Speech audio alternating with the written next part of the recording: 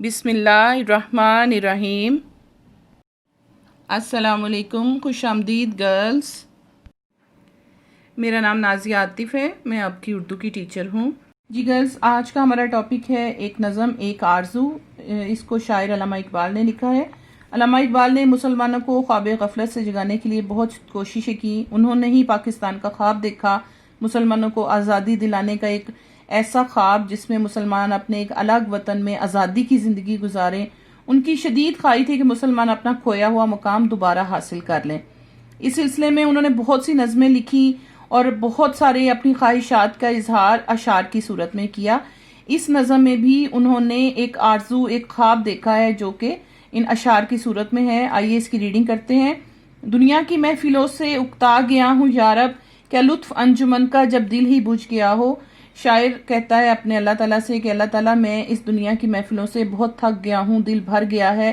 انجمن یعنی محفل کا مزہ اس وقت تک نہیں آتا جب دل بجھ چکا ہو۔ مرتا ہوں خاموشی پر، یہ آرزو ہے میری، دامن میں کوہ کے ایک چھوٹا سا جھونپڑا ہو۔ کوہ کا مطلب ہے پہاڑ۔ وہ کہتے ہیں کہ میرا دل کرتا ہے کہ کسی پہاڑ کے دامن میں ایک چھوٹا سا گھر ہو، ایک جھونپڑا ہو جہاں مکمل خاموشی ہو، لذت سرود کی ہو چڑیوں کی چہچہوں میں۔ سرود کا مطلب ہوتا ہے گیت۔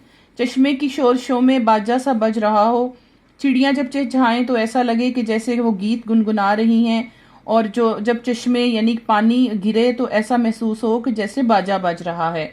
گل کی کلی چٹک کر پیغام دے کسی کا، ساغر ذرا سا گویا مجھ کو جہاں نما ہو۔ ساغر کا مطلب ہے پیالہ۔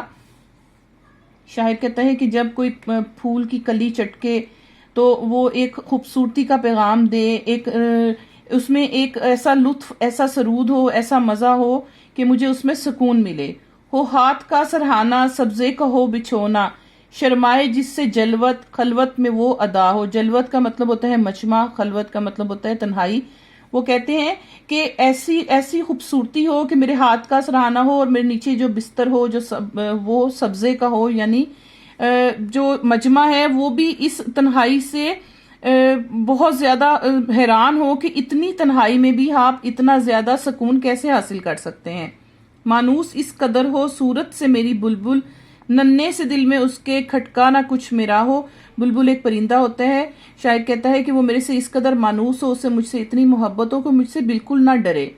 صف باندھے دونوں جانب بوٹے ہرے ہرے ہوں، ندی کا صاف پانی تصویر لے رہا ہو، یعنی کہ دونوں طرف ایسے ہرے ہرے درخت ہوں، چھوٹے چھوٹے پودے ہوں، اور ندی کا جو پانی ہے وہ صاف ستھرا ہو اور اس میں آپ کو اپنا چہرہ نظر آئے۔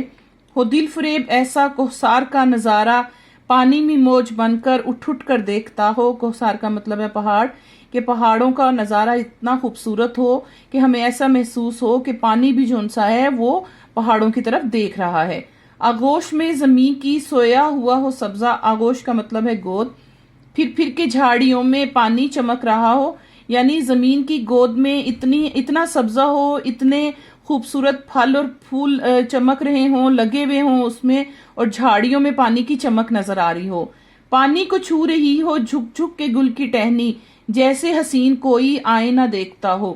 اور جو پھولوں کی اور پودوں کی ٹہنیاں، درختوں کی ٹہنیاں وہ اس ندی میں، اس پانی میں ایسے جھکی ہوئی ہوں جیسے کہ وہ اپنے آپ کو اس پانی میں دیکھ رہے ہیں۔ مہندی لگائے سورج جب شام کی دلہن کو، سرخی لیے سنہری ہر پھول کی قبا ہو۔ قبا کا مطلب ہے صاف ستھرا دھلا دھلایا لباس۔ تو سورج جب ڈوبتا ہے تو ایسا لگے کہ جیسے آسمان پر مہندی لگی ہوئی ہے، اور اس کی سرخی سنہری ہر طرف ایسے محسوس ہو جیسے پھولوں اور پودوں نے کوئی لباس پہن لیا ہے۔ راتوں کو چلنے والے رہ جائیں تھک کے جس دم، امید ان کی میرا ٹوٹا ہوا دیا ہو۔ ان کا کہنا ہے کہ جب میرا دیا جلے اندھیروں میں تو وہ دور تک اتنی روشنی کرے کہ اگر کوئی مسافر تھک جائے تو میرا جو جلتا ہوا دیا ہے وہ ان کے لیے ایک امید کا سہارا ہو۔ بجلی چمکے ان کو کٹیا میری دکھا دے، جب آسماں پر ہر سو بادل گھرا ہوا ہو۔ کٹیا کا مطلب ہے چھوٹا سا ایک گھر، کہ جب مسافر تھک جائیں اور چاروں طرف بجلی بادل چمک رہے ہوں تو بجلی جب چمکے تو ان کو میرا گھر نظر آ جائے، یعنی ان کو ایک امید نظر آ جائے کہ ان کو کہیں پر سہارا اور آسرا مل سکتا ہے۔ پچھلے پہر کی کوئل صبح کی مؤذن، میں اس کا ہم نوا ہوں وہ میری ہم نوا ہو، یعنی کہ صبح کی اذانوں کی خوبصورتی اور رات کو کوئل کے بولنے کی خوبصورت آواز، یہ سب وہاں پر موجود ہوں۔ پھولوں کو آئے جس دم شبنم وضو کرانے، رونا میرا وضو ہو، نالا میری دعا ہو۔ صبح کے ٹائم آپ نے دیکھا ہے کہ پھولوں اور پتوں پر شبنم گری ہوئی ہوتی ہے، تو اس کو شاعر نے اس طرح کہا ہے کہ جب وہ شبنم پتوں پر گرے تو میرے رونے کا پانی وہ ہو، یعنی کہ وہ وضو جو ہو وہ میرے رونے کی وجہ سے ہو۔ اس خاموشی میں جائیں اتنے بلند نالے، تاروں کے قافلے کو میری صدا درا ہو۔ وہ کہتے ہیں کہ اتنی زیادہ وہاں پر خاموشی ہو کہ تاروں کے قافلے بھی جو ان سے ہیں وہ میری آواز سن سکیں۔ ہر درد مند دل کو رونا میرا رلا دے، بے ہوش جو پڑے ہیں شاید انہیں جگا دے۔ اب اس آخری شعر میں وہی بات انہوں نے کہنے کی کوشش کی کہ پوری یہ نظم لکھنے کا مقصد کہ میں ایک ایسا آزاد الگ وطن چاہتا ہوں جہاں یہ سب خوبصورت چیزیں میرے پاس موجود ہوں اور میں انہیں اپنی مرضی سے استعمال کروں، کسی کا ڈر، خوف اور غلامی نہ ہو۔ تو بے ہوش جو پڑے ہیں شاید انہیں جگا دے، یہاں پر یہ مقصد ہے کہ مسلمانوں کے دل میں آزادی کا جذبہ پیدا کر دے، ان میں اتنی ہمت، اتنی لگن پیدا کر دے کہ وہ اپنے لیے آزادی حاصل کر سکیں۔ اس نظم میں علامہ اقبال نے جو ہمیں پیغام دیا، آپ لوگوں کو اس کی سمجھ آ گئی۔ آپ نے مشکل الفاظ کے معنی کرنے ہیں اور ہم نے اس نظم کا مرکزی خیال کرنا ہے۔